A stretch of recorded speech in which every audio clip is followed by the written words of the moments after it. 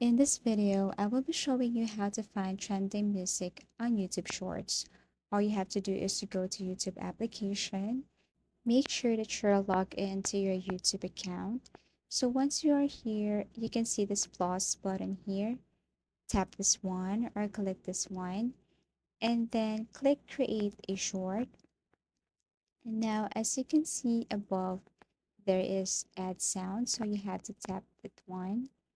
And then once you click this add sound, probably you can see the trending songs on YouTube Shorts. You can see here recommended, you can see here tap sounds, and you can see here how many people use this sound already and how many shorts created using this song.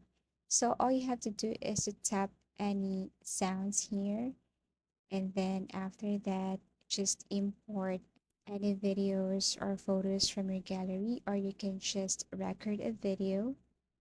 Let's just, for example, I'm going to press the red circle here and I'm currently recording a video using the sound that I choose from YouTube Shorts. So this is it. And then once done, all you have to do is to click next. You can type any captions here. Okay, add details, and then after that, click upload short, and then see videos if you want to see the result. And this is what it looks like.